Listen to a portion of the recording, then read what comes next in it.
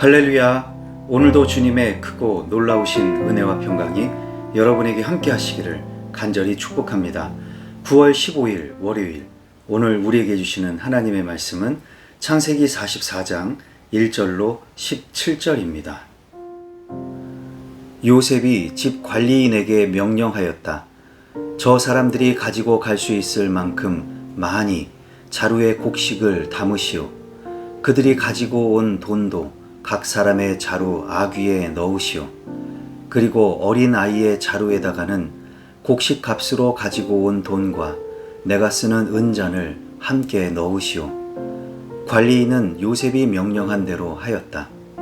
다음 날 동이 틀 무렵에 그들은 나귀를 이끌고 길을 나섰다. 그들이 아직 그 성읍에서 얼마 가지 않았을 때에 요셉이 자기 집 관리인에게 말하였다. 빨리 저 사람들의 뒤를 쫓아가시오. 그들을 따라잡거든 그들에게 너희는 왜 선을 악으로 갚느냐? 어찌하려고 은잔을 훔쳐가느냐? 그것은 우리 주인께서 마실 때에 쓰는 잔이요 점을 치실 때에 쓰는 잔인 줄 몰랐느냐? 너희가 이런 일을 저지르다니 매우 고약하구나 하고 호통을 치시오. 관리인이 그들을 따라잡고서 요셉이 시킨 말을 그들에게 그대로 하면서 호통을 쳤다. 그러자 그들이 그에게 말하였다. 어찌하여 그런 말씀을 하십니까? 소인들 가운데는 그런 일을 저지를 사람이 하나도 없습니다. 지난번 자루 아귀에서 나온 돈을 되돌려 드리려고 가나안 땅에서 여기까지 가지고 오지 않았습니까? 그런데 어떻게 우리가 그대의 상전 댁에 있는 은이나 금을 훔친다는 말입니까? 소인들 가운데서 어느 누구에게서라도 그것이 나오면 그를 죽여도 좋습니다. 그리고 나머지 우리는 주인의 종이 되겠습니다. 그가 말하였다. 그렇다면 좋소. 당신들이 말한 대로 합시다. 그러나 누구에게서든지 그것이 나오면 그 사람만이 우리 주인의 종이 되고 당신들 나머지 사람들에게는 죄가 없소. 그들은 얼른 각자의 자루를 땅에 내려놓고서 풀었다. 관리인이 맏아들의 자루부터 시작하여 막내 아들의 자루까지 뒤지니 그 잔이 베냐민의 자루에서 나왔다. 이것을 보자 그들은 슬픔이 북받쳐서 옷을 찢고 울면서 저마다 나귀에 짐을 다시 싣고 성으로 되돌아갔다. 유다와 그의 형제들이 요셉의 집에 이르니 요셉이 아직 거기에 있었다. 그들이 요셉 앞에 나아가서 땅에 엎드리자 요셉이 호통을 쳤다. 당신들이 어찌하여 이런 일을 저질렀소? 나 같은 사람이 점을 쳐서 물건을 찾는 줄을 당신들은 몰랐소? 유다가 대답하였다. 우리가 주인 어른께 무슨 할 말이 있겠습니까? 무슨 변명을 할 수 있겠습니까? 어찌 우리의 죄 없음을 밝힐 수 있겠습니까?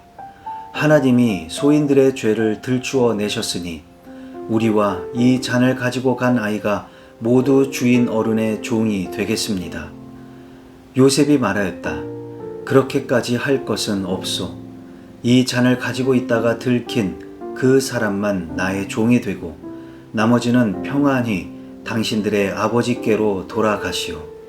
아멘. 오늘은 요셉의 형제들이 은잔을 훔쳐갔다는 누명을 쓰게 된 이야기입니다. 요셉은 관리인에게 명해서 돌아가는 형제들의 자루에 곡식도 많이 담고 그들이 가져온 돈도 도로 담으라고 합니다. 또한 막내 아들 베냐민의 자루에는 자기가 쓰는 은잔을 함께 넣으라고 합니다. 다음 날 요셉의 형제들이 기분 좋게 떠나자 요셉은 관리인을 급히 보내서 그들을 따라잡게 하지요. 그리고는 어찌 이리 선을 악으로 갚느냐, 어찌하여 주인의 은잔을 훔쳐갔느냐 하며 호통을 치라 합니다. 관리인은 요셉의 명령대로 그들을 따라잡고는 다짜고짜 호통을 쳤습니다. 영문을 모르는 요셉의 형제들은 뭘 잘못했느냐며 은잔을 훔쳐간 일이 없다고 부인합니다. 게다가 정말 우리 중에 훔쳐간 자가 있으면 죽여도 좋고 나머지는 종이 되겠다며 결백을 강하게 주장했습니다.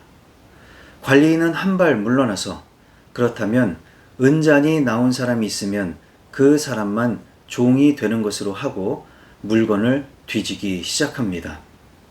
맏아들부터 시작해서 순서대로 조사를 하더니 결국 그 잔이 베냐민의 자루에서 나왔습니다. 이렇게 되니 베냐민은 억울했겠지만 나머지 형제들은 순순히 인정할 수밖에 없었을 것입니다. 요셉의 형제들은 옷을 찢고 울면서 다시 성으로 돌아갔습니다.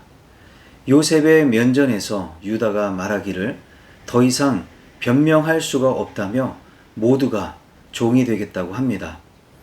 그러나 요셉은 그렇게까지 할 것은 없고 들킨 사람 한 사람만 종이 되고 나머지는 그냥 돌아가라고 합니다.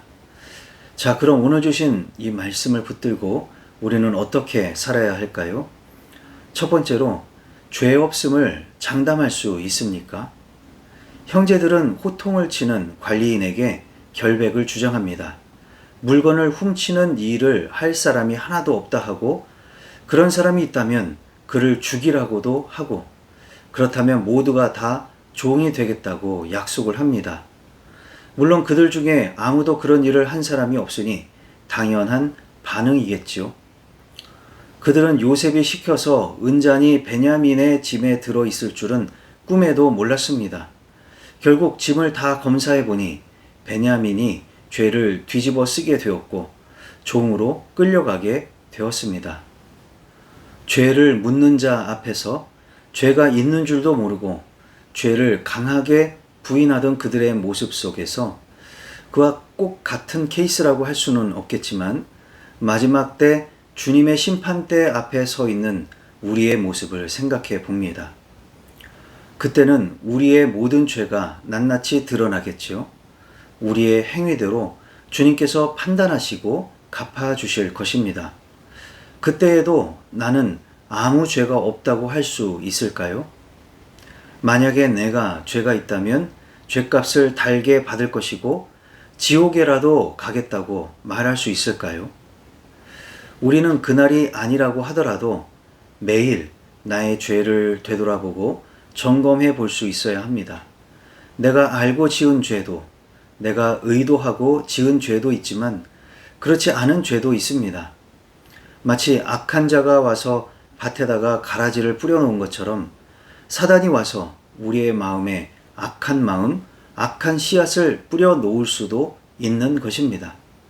그렇기 때문에 죄 없다 큰 소리 칠 것이 아니라 내가 죄인이라는 사실, 내가 죄 지을 가능성이 있다는 사실, 그렇기 때문에 날마다 나는 죽고 예수로 살아야 한다는 사실을 명심하고 회개하는 마음으로 살아야 할 것입니다. 두 번째로, 공동체에 억울한 일이 생겼을 때 어떻게 해야 할까요?